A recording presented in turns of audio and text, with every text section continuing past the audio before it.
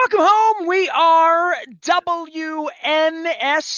We're AM 1570, Towson, Baltimore, and Baltimore Positive. At some point, I'll change over to my 26th anniversary oyster and crab. On Friday, we're going to be celebrating 26 years. And, I had 56 pepperonis for my birthday over at Pizza John's 2 weeks ago. I don't know what I'm going to do at Mama's on the half shell. I'm getting together with my friend Scunny, my late great friend Scunny's son, Finn. We're going to have an oyster, probably going to have some proper crab cakes. We're going to do it up. It's all brought to you by our friends at the Maryland Lottery. The Raven scratch-offs we will have with us. We're in Owings Mills at the Mama's on the half shell. So we look forward to that. The kids call it Foundry Row. I call it Painter's Mill, where I once saw Frankie Valli in the Four Seasons. I missed that Pretenders in that police show out there, but there were some great shows at Painter's Mill. We'll honor all that on Friday. Our friends at Jiffy Lube Multi-Care. Short week this week. Luke's back and forth. I'm sort of like The Rock. Like, finally, I have returned to Owings Mills. It's been a couple of years since I've been to Owings Mills, but Luke will be out there all week long. Brought to you by our friends at Jiffy Lube Multi-Care. Also, the Oyster Tour up and running. Whoa.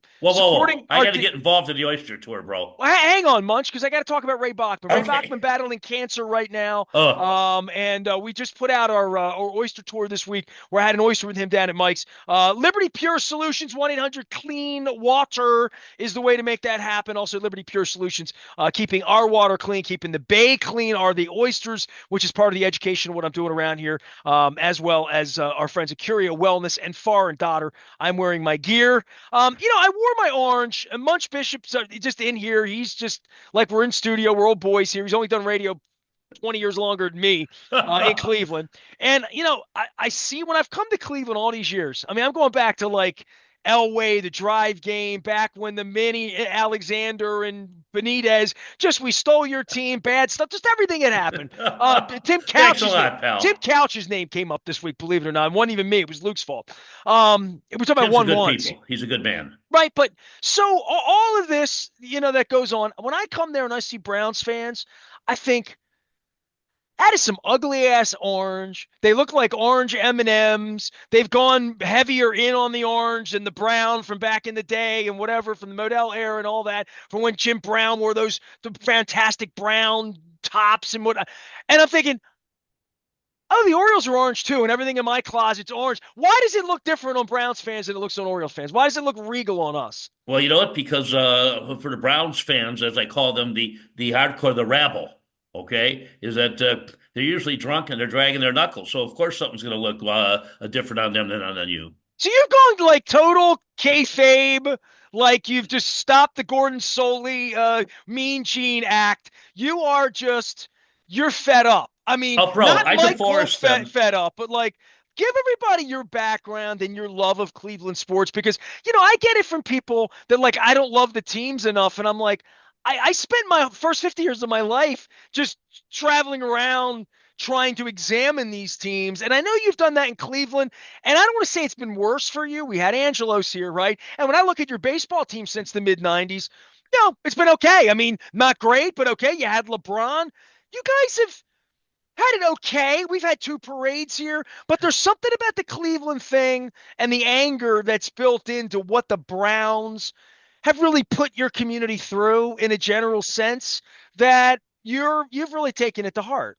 I certainly have. I mean, for 65 cognizant years as a fan, actually a little bit longer than that since I'm 72, is that I was a kid, and I've told you this before, 5 years old with my face pressed up against the single pane glass, waiting for my dad to get off the bus with my uncles after they've gone downtown to the Browns game, just hoping, saying a little prayer. I know I wasn't supposed to pray for things like that, but saying a prayer that he bought me back a program. And the Browns used to sell this little orange drink in like a megaphone type container. Remember the old wax containers? Sure. And so you'd poke out the end. Now, my mom would wash it out first because there were some spirits poured into the orange drink there during the game, but she'd give it to me, and I'd run around the house looking at the program, yelling Browns, go Browns on down the line. Well, What year's that? Was that 60? Was that Jim Brown era? I'm talking 57 and 58. Okay, all right. So your memories align with where Johnny U and Art Donovan and Lenny Moore would be here. Exactly. Correct. Okay. And hence I know all those gentlemen too because of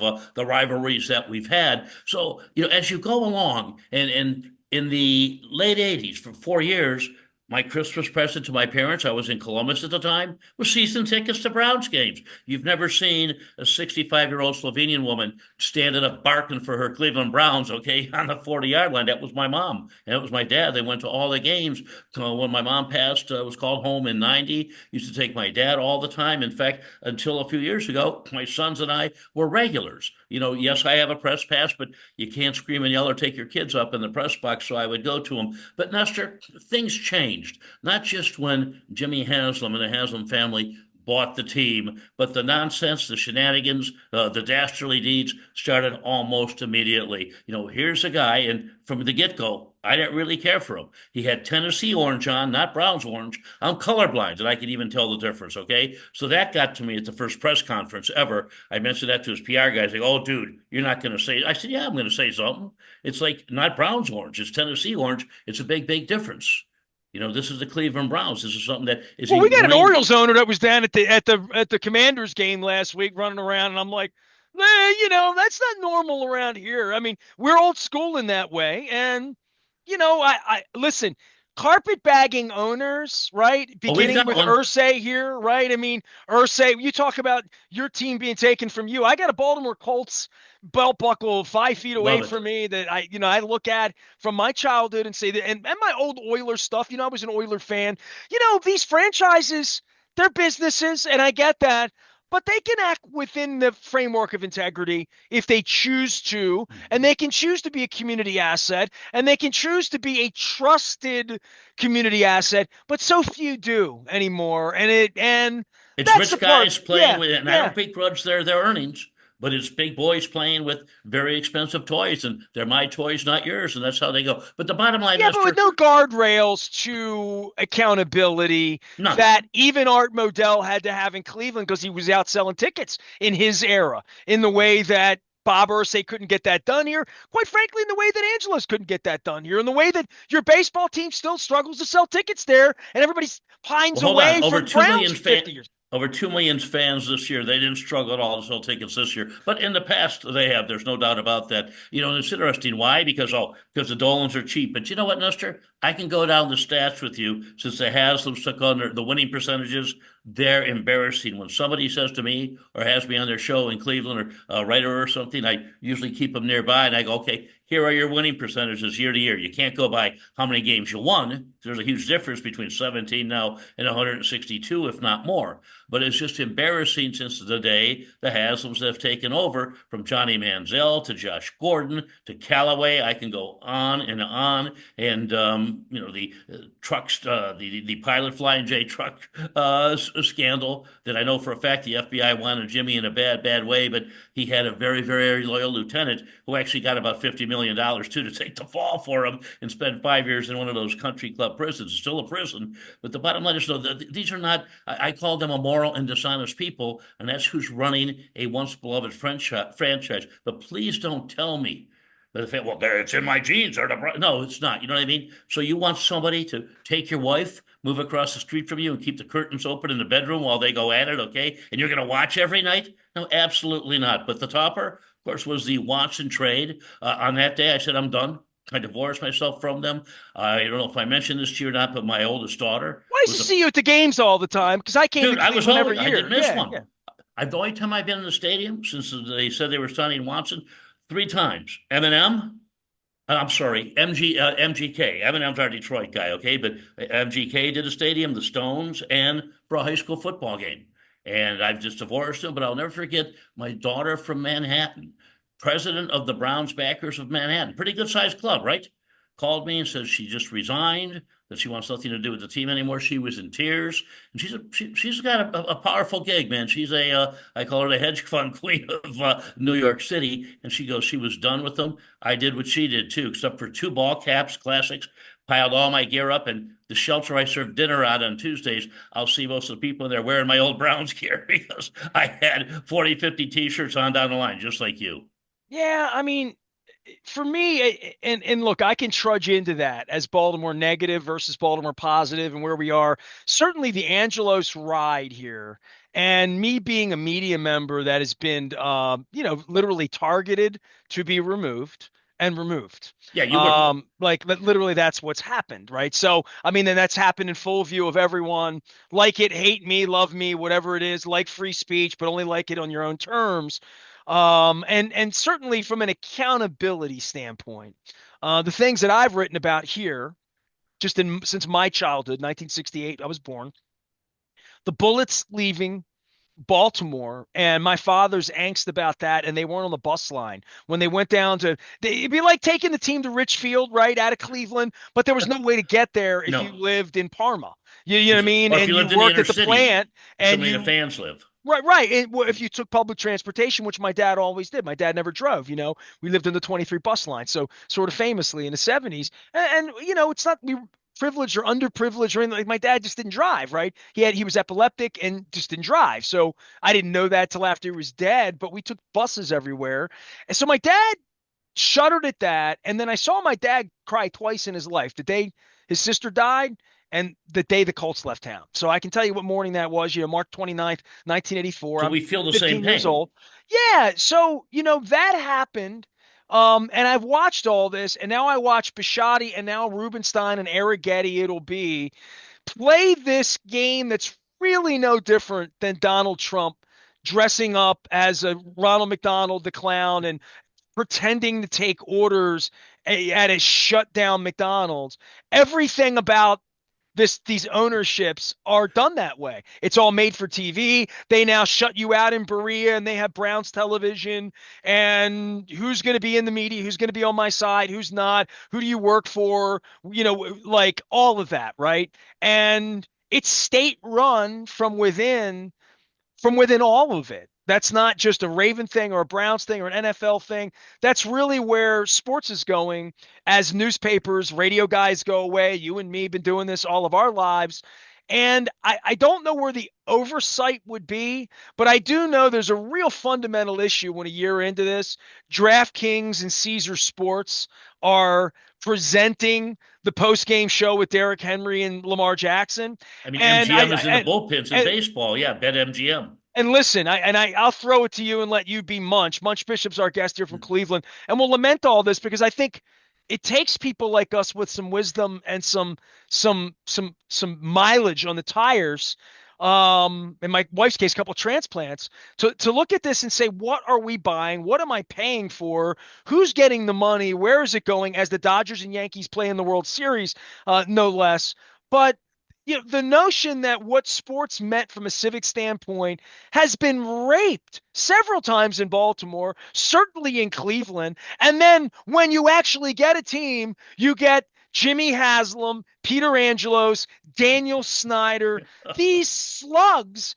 And they, in the end, You're being nice. they bury Pete Rose and for betting one way or another. It is rich with irony that if you want to watch the Cincinnati Reds play baseball this year, you're doing it on a gambling network. It's unbelievable. It really is. And it's happened in the blink that the media has been thrown out, the accountability's gone away, and the magic pitch of their Pravda, right, whatever it is, becomes gospel for how you have to feel about Deshaun Watson when Jameis Winston's in the locker room saying he's a good man. Well, who was Winston to talk about being a good man? That's all I'm going to say there. So we've gone from Deshaun, we've gone to another guy who is known for abusing women. And you know what I liked about Nestor, by the way, and I want folks to know that they're tuned in now, that are on WNST or wherever they're checking this out. You're amazing. I'm a big fan of yours, not as a human being, but what you do professionally. Because you know what? After doing this for 45 years, there's a lot of hacks out there. There's a lot of people in this business that want to meet girls, quote unquote, you know what I mean? Or they want to get free tickets or free passes. You're amazing. And that's why I like doing I this wanted with to you. meet girls, though. Come on now, back Well, in the bro, we've 90s. met our girl, okay? Well, now they throw you out of the locker room. That there was always the rumor that I might have been, one of those guys, not the Arnold Palmer guy. Like the rumor ramas and like all of that stuff, and the reasons people are around. I remember being in Cleveland. There was a pretty young lady who was doing television. Next thing you know, she's married to Jim Tomey, and I'm like, Andrea Pasquale, yeah. yeah. I mean, like I had not seen that part of media and relationships and players and marriages. We've had the same thing. Trey Mancini's wife, he battled cancer, Mhm. was a Masson reporter. They were coworkers, literally portrayed as media, but the blur of the entertainment, which I buy, it's all entertainment, the gambling and the why am I a fan? Am I a fan of Pete Rose because he hustles, because he gambles, because he's cute, because he ate pizza, because I liked hit machines, because I liked the Reds, whatever it was 50, 60 years ago? I don't know what the affinity would be to think that the Orioles care about you if you're a citizen, because they don't. And it'll never appear or feel that way to me. But if you love baseball, you love the game, you like gambling on it, which I think is that's their lane now, unfortunately, and that's not why I'm ever going to like baseball. But I do look at your franchise in Cleveland and our franchise here, and that's one of the reasons I wear my baseball. Because I mean, we could sit here and bitch about football all day. I You should have done love some the Guardians gear for you. you I'm love the sorry. baseball team, right? And you love Oh, baseball, and we're watching the 100%. world, and I do Baseball is the too. best. Give, Sarah give Langs from me a little MLB.com coined that. Yeah. primer for you, because I didn't bother you last week when the games were on. John Martin from the Maryland Lottery is my Ohioan. He comes on every week, and his mood is set by the Guardians, never by the Browns anymore. But he's a Clevelander, and he famously. But your baseball team and what it's represented there.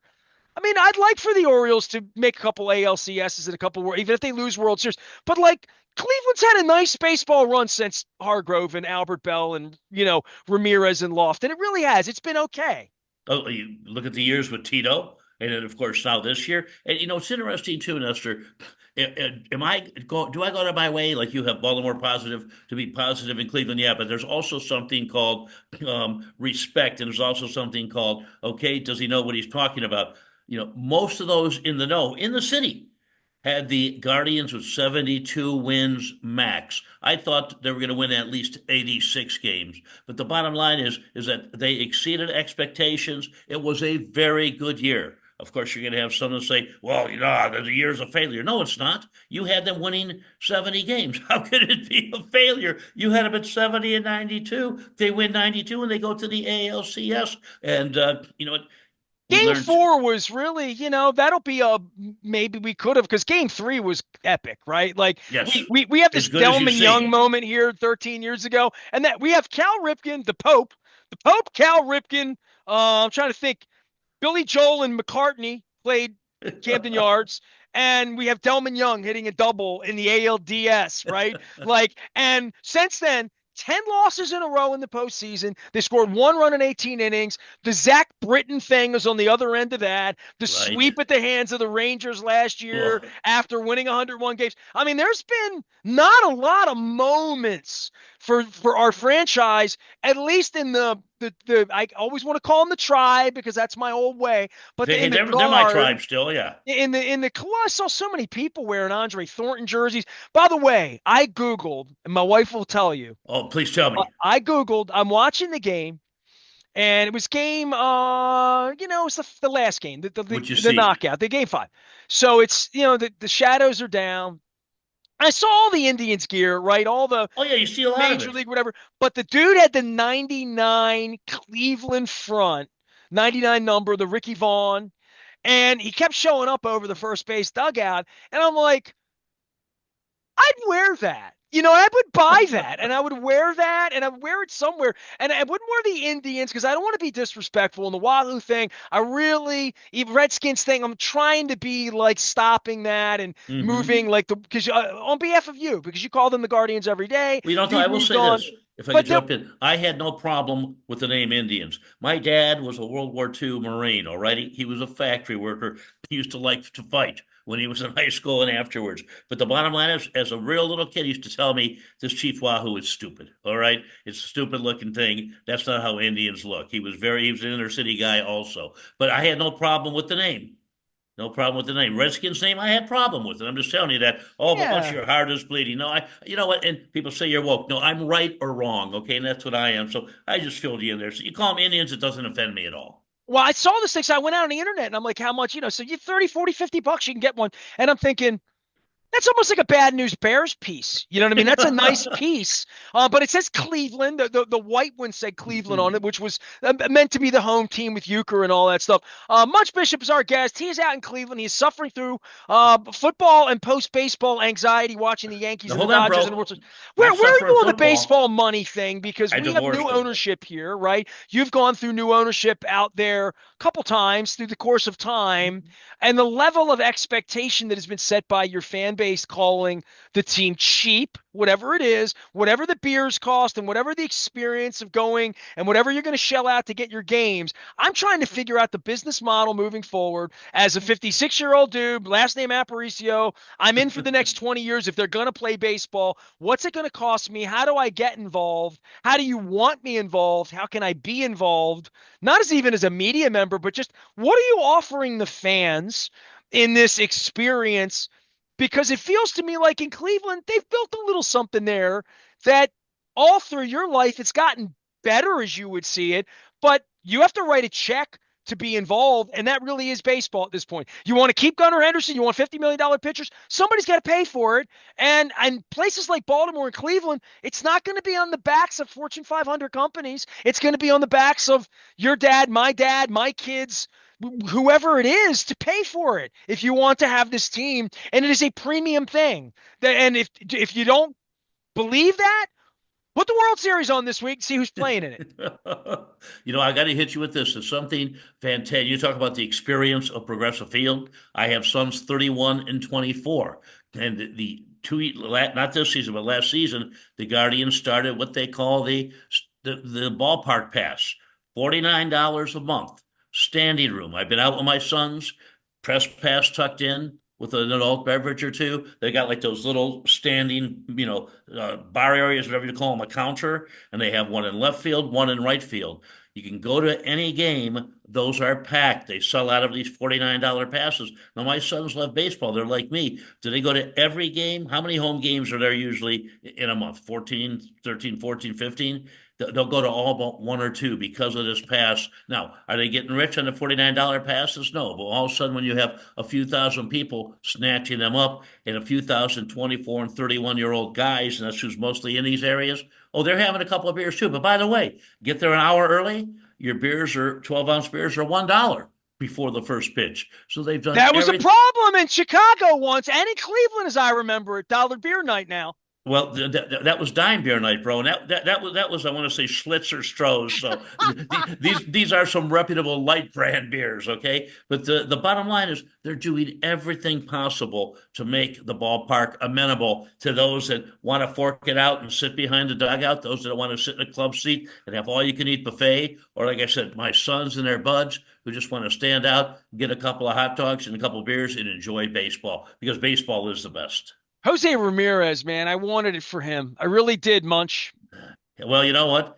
Jose struggled in the postseason. You saw the results there. I mean, he is the heart and soul, one of the best players in the game, but he had a very, very rough postseason. Without him, they're not there, but he needed to perform better. And yes, I said that. See, when you're a Cleveland baseball fan or a Baltimore baseball fan, and this is no disrespect to the Yankees, Dodgers, Mets, any teams that spend money, but I'm trying to figure out the model of what the offer is when you're a second citizenship place, when there's Yeah. never going to be revenue sharing. I saw that Rob Manfred said this week he's going to nationalize the media. I'm like, until you nationalize the payroll and the revenue, Bingo. but you're going to have rich and poor, and you're going to have this perception of the game that becomes a reality this year that hasn't been, but you better make sure it doesn't become that because you really then have second division teams. I mean, it's bad enough you got the Oakland, whatever they are, Sacramento, Las Vegas, whatever they Sacramento are. baseball team, yes. Tampa doesn't have a stadium now that the I know. roof blew off, right? So, which is and not then a bad thing for that dump, yeah. Miami's a disgrace as of just the whole thing. It should just be blown up 30 years later. Dude, thank you so much. Talk about It's scumbags embarrassing. running that organization. I mean, that is a scumbaggery of scumbags, the Miami Marlins, Can right? I quote you on that? Yes, you can. But Munch, for me, with your situation in Cleveland and now our situation where these woke 24 and 31-year-old $49 a month beer drinkers that don't understand anything about baseball, anything about Whoa, whoa, Angelos, whoa! No, they're any they're huge no, baseball your fans, though. guys, but I'm saying Oh, here, many of it's them, yeah. all fresh here. It's all new again. Whoa! Baseball being like decent and we compete and we got to sign Gunner. We got to sign. No, he's represented by Boris. He ain't signing no matter what. Philosophically, you don't understand. He's not signing. So don't put that pressure on the owner that is an unmeasurable bar, right? So I would say for Cleveland and for Baltimore, as baseball people, Munch, we've always had to shop off a different shelf. And you see Juan Soto hitting these We're home getting the runs. brands. We're not getting the name brands. We're getting He's a the. free agent, right? Juan Soto. Well, why can't we have good things, right? You don't think that even in football. All aside with Deshaun Watson, and we'll get to the Browns in a minute with you, but all the Deshaun Watson thing, it's not they couldn't afford him or they couldn't afford Amari Cooper. They couldn't afford to keep their star players, Myles Garrett. We're going to draft him and we're going to have to churn him over like he's Manny Machado because we can't afford him because he's going to sign with the Yankees. The boogeyman's going to come and get him. No other sport operates this way. Baseball does. And Rubenstein's into this and Arrighetti's into this. And they've created some, I don't want to say false level of expectation based on what the Padres did for a minute before this guy died trying to buy a winner. But Cleveland's never been that place. And we're trying to figure out what a responsible Oriole ownership would look like or an irresponsible Oriole ownership in regard to win at all costs because I'm 75 years old and I just want to win, win, win no matter what. Cleveland hadn't operated that way. Cleveland's operated responsibly, but still under the framework of the best five free agents, Snell, Burns, whoever they are, Soto. We can't have them. We can't shop there. That's really unfortunate for the sport, Munch. And I think the people here are going to figure that out when Katie Griggs calls and tells people how much it's going to cost to keep Gunner. And you know what? Not just figure that out, but the fans too will see, and they see it as it is. There's a saying, and it makes a lot of sense when you talk about the Cleveland baseball team. It's that not what you spend, but who you spend it on. Now, if you had the funds like some other teams, no doubt about it. I mean, you look at the Yankees. Soto was a perfect compliment. I mean, come on. When you see and Gleyber Torres, by the way, killed the Guardians too. When you see Soto, Judge, and Stanton coming up, you know what? It's got to give you a peptic ulcer. No matter Yeah, but what nobody kind of else pitcher can you are. afford to have those players. So you've Exactly. really created it that's always been there, but it feels a little festered when the Dodgers and Yankees are in the World Series. And it feels more festered in Baltimore, specifically for me, after 30 years of sitting here and being served Salisbury steak or dog food in some cases and being told it's filet mignon, that what's the expectation here, boys? And if you're only going to talk to your own media people and you're going to do $150 a night plates to get the donor class to come, whatever the symphony class. I don't know what the hell that even means in Baltimore anymore. And I live here. I know the people who have money here and the people who like baseball or like sports or find value in for their employees or for their business acumen. But that is what generated the ability to keep Cal Ripken here, the ability to keep Mike Massini if the owner weren't a creep. Like they had money here at one point. I don't know how they're going to make that happen again because in Cleveland, the one thing that I know that hasn't happened, the money hasn't come because the money's never going to come because your market can't afford it. It is what it is, and you've accepted that. I don't know what we're going to accept here in Baltimore after we Most accept the have dog. accepted it. You've got a small vocal minority, and most of them are rabid Browns fans too, the ones that don't look good in orange, okay, because they are jealous and have a dislike for the team. I mean, I had a media guy say to me on a sports panel the other day, you know what? I can't stand Haslam, but he spends money. I go, so you like the Browns No, more? they just don't understand the sport. No, they're morons. I mean, they're Yeah, I also mean, morons, and they're they not. talk just to talk. Yeah. Yeah, they're low information sports fans. I don't know what else to say, and I don't have time to fight with those people on Twitter. I write what I write. I say what I say. It's gospel because I've spent 40 years doing this. But the difference between the Yankees and the Dodgers and what the Orioles are trying to become, I don't even know what they're trying to become. I think they're trying to become the Indians. A And winning I'm team. saying, well, if you're trying to become the Indians, that's cool, but you're never going to have a Machado. You're never going to keep a Gunnar Henderson. You're just not. You're going to shop from a different shelf of players. And if that's the case, be frank about that. But You can't charge me top price either. But Then you you know have what I to mean? know what the better products are for all your generic products too. That's something that the Guardians have done in a big way with Mr. Antonetti, Mr. Chernoff, the guys that are making all the decisions there. Before them, of course, Tito was a big help with that too. I mean, Tito identified players for them, and it'll be interesting to see what he does down in Cincinnati because they need someone like him. Is he a miracle worker? He certainly is. Are you shocked he went back to work? No, you know what? I was able to get a good relationship with him. Actually, it's interesting because when I was in the summer of 21 for my open heart surgery, he was also in the Cleveland Clinic on a different floor, though. Okay, but I was actually on a pretty dang good floor too. But the bottom line is, he was one of his surgeries that he had that year, and they just seemed to keep going. No, he did say right out he is not retiring from baseball. The Indians that drive him out, he has to get healthy. And bang, he loves the game that much, Nestor. He's a baseball guy. Well, all of a sudden, being out for a year made a huge difference. He had three or four. Now think about that. Three or four things fixed on a yearly basis, whether it was arches at his feet or on down the line, and so he felt good enough to get back in it. And he loves the game. He lives for the game. And my golly, that fella exudes baseball. And for all these free agents, for all the players, the young, the old, on down the line, and you can see some of the guys he's gotten rid of, whether it be Clevenger, whether, I can go on and on. He has one rule: respect the game. If you respect the game, we'll be fine together. And the guys that don't respect the game, they're gone.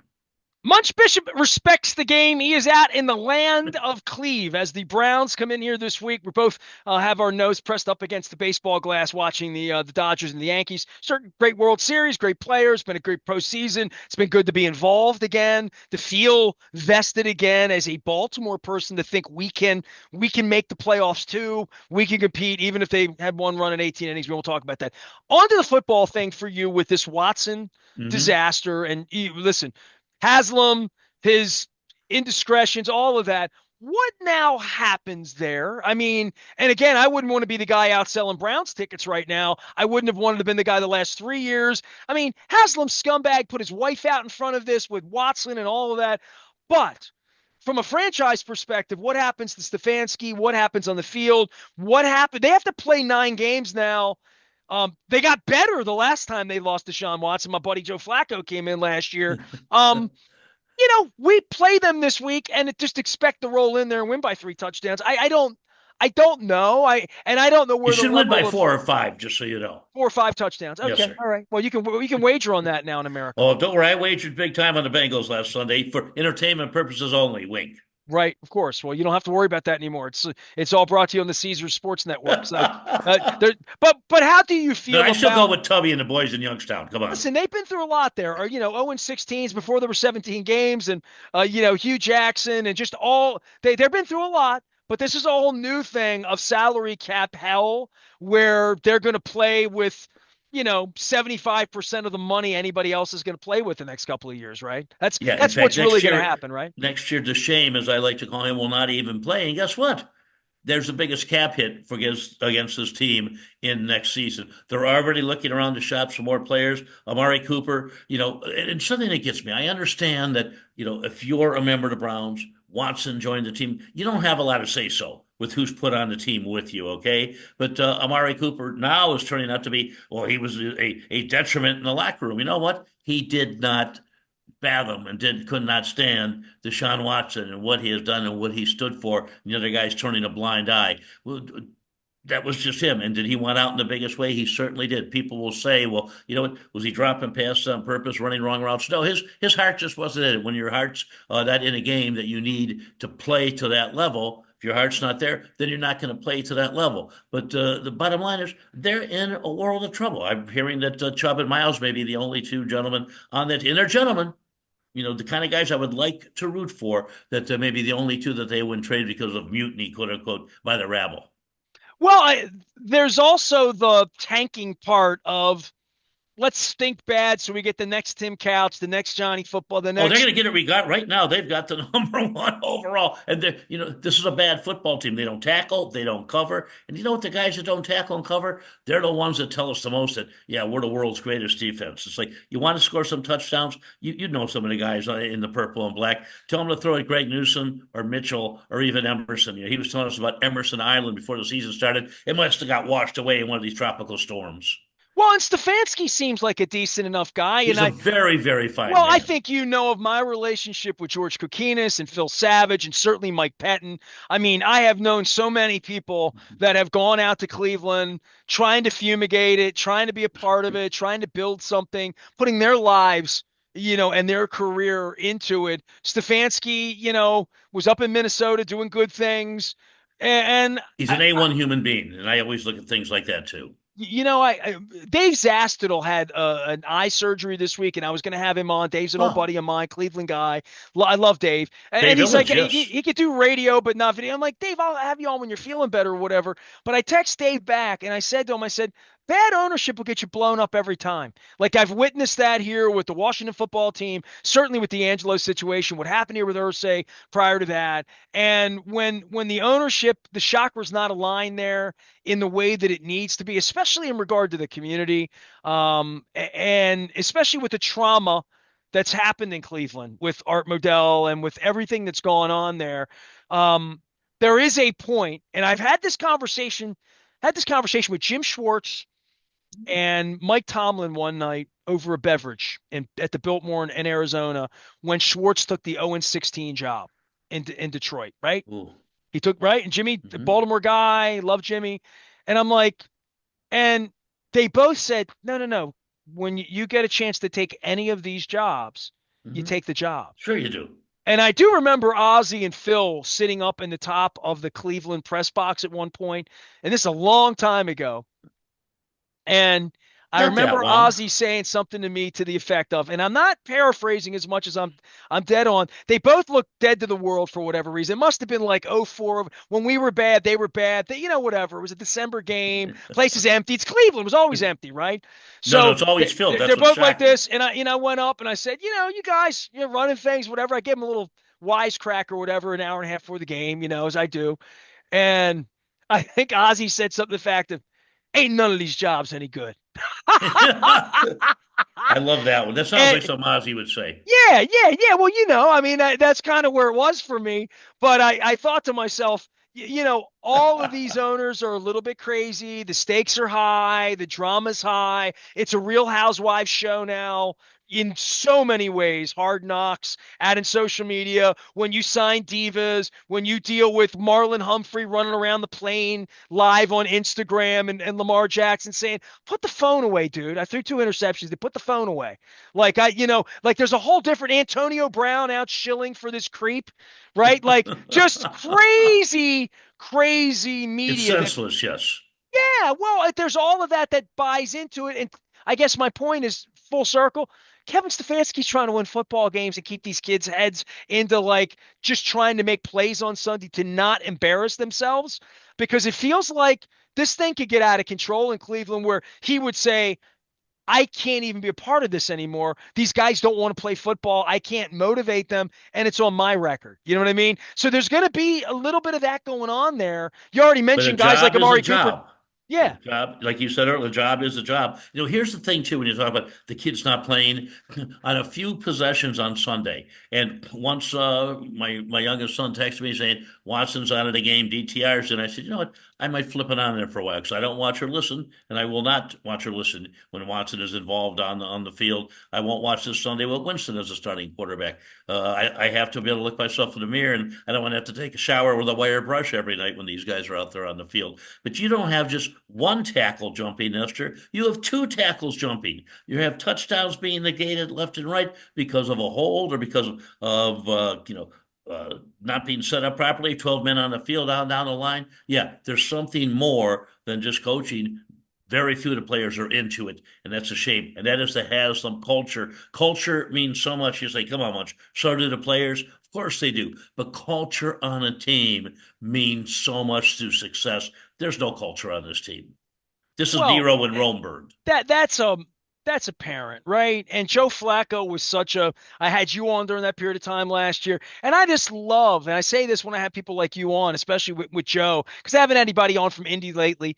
Um, but Joe shows himself every single day to be the guy that I always professed him to be. And people would say, why do you love Joe Flacco so much? And I'm He's like, good people, because man. He's as good he's as a they get. in an industry full of vagabonds and creepy people and having to spend time with Terrell Suggs and Marlon Humphrey and just in a general sense, the Joe Flacco and Aaron Rodgers of the world and Brett Favre and Deshaun Watson, as you call it, like Joe Flacco's a breath of fresh air, and anyone that that Wheaties cover guy who's a legitimate dude. It seems like Chris Godwin, who got injured the other night. All of the words of him and that Walter Payton Award. There's a lot of that goes on in this league. There is, but on the other side of that, the Deshaun Watson thing is such a tragedy for your community and for the people that love football in Cleveland. And I know a lot of them. It just sums it up in a big way. And Nestor, what kind of wisdom do I have? Okay, you talk about some miles this night. By the way, just so you know, I can still hear you. I can't see you. Something happened. All right. But if you see me, I hope I'm smiling. But the bottom line is this flashback, okay, is that he said, I'm not going to go to Cleveland. I don't want to go to Cleveland. Well, the egomaniac, Jimmy Haslam, said, he'll come here because I'll give him more money than anybody else. When you go somewhere simply for the money, your heart's not into it, you're not into it, you know what? And again, I'm taking away that his, dastardly off the field deeds. It's not going to work. And it's being proven that it's not going to work. Come on. Before this injury, he has been awful. He's been worse than bad. And once the king leaves the throne, you know what, brother? It's hard for him to go back on it. Yeah, I think I have a tweet somewhere from a couple years ago asking how many games he was actually going to win, whether he was going to win a playoff game ever for the money that was given him. And look, that was when the Ravens threw me out. I was down there watching Bisciotti storm around, smoking his cigars about signing Lamar and what it would mean for the whole structure of quarterback contracts and guaranteed money as well. Munch Bishop knows all about that. He knows sports better than anybody out in Cleveland. He is Munch. I'll tell people to find you on social media and your shows and your podcast and all that stuff. But I liked finding you the best when we were there in Tremont having a proper breakfast together When and you having coming that back, they're shipwreck looking together. for you. I was Well, just there. They said, "Where's your Rock and Roll buddy?" Hall of Fame, and I known the other night there'd be a playoff game, and things would be cool in the gang and be getting put in. Maybe I'd be a celebration. So I will be out for the next Rock and Roll Hall of Fame entryway when they put sticks in. They put Foreigner in, put sticks in the Hall of Fame. What's wrong with you people? Tommy Shaw and the boys need to be. You know what? Warren Zevon needs to be in there too. Posthumously, of course, the late great. Hey, dude, Yes. you and I did a whole Michael Stanley thing last time, so I don't want to make you cry. Munch Bishop's here. He's got to go. We got to go beat the Cleveland Browns again this weekend. It almost feels unfair, but I hope things get better for you. I don't know what else there is to say. You're in Cleveland. You had a nice run on the baseball field. You're probably in our way every October. I am Nestor. We are WNST AM 1570, Towson, Baltimore. We love Munch Bishop, and we're Baltimore Hey, Eddie positive. Money called me Mitch years ago. Oh well, the money man.